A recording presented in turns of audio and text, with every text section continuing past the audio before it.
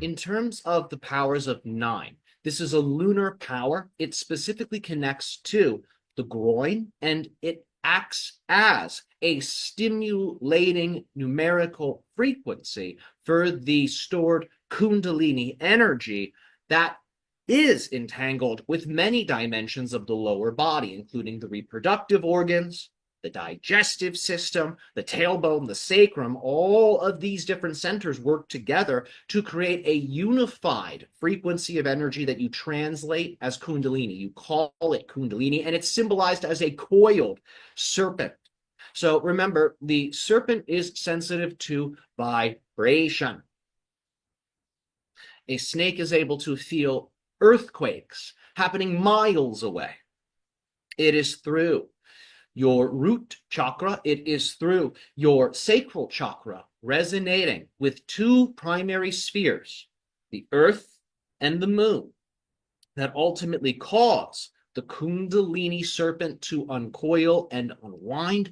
The Kundalini serpent then begins to move up the spine. When the Kundalini is active, that lunar power, that is 9, becomes a Martian power. The Kundalini becomes more fiery when it is in its activated form, when it is being guided up to the crown. So because Kundalini, when activated, takes on this fiery quality, it goes from water as the moon to fire as Mars. It is important that a person who possesses this 9 power, should they explore the Kundalini path, the spiritual path, that they remain emotionally balanced and grounded. 9 is, as we mentioned, the number of the moon. The moon waxes and it wanes. It has a light side and a dark side. So a person who has this power must learn to balance specifically the darkness and light that are connected to the subconscious and the emotional expressions of their being.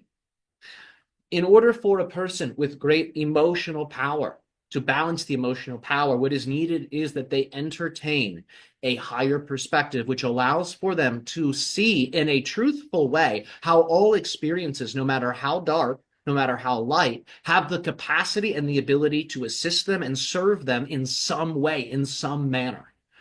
Remember, no matter what you experience, no matter how dark, no matter how light, if you remove your entanglement, your personal entanglement with that situation, and you zoom out, you will be able to see some positive reason, some good reason for why that thing has happened. It is only when an individual is too wrapped up in the happenings of a thing that they cannot remove themselves from the viewpoint of why that situation is a problem or why it's a bad thing or how it hurt them.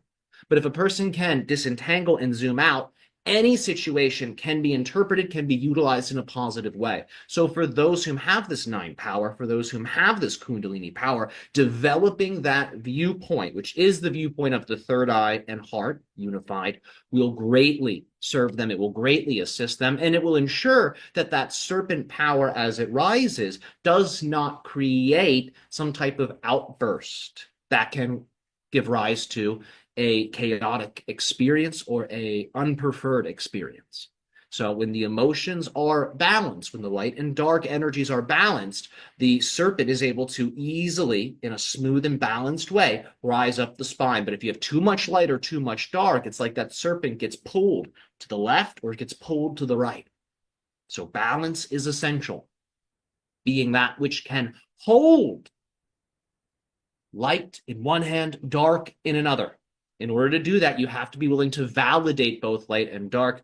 You must be willing to see how they both serve and support one another, and how they serve and support not just you, but the entirety of the existence. When you can validate light and dark in such a way, your experience of light and dark will turn into pure play.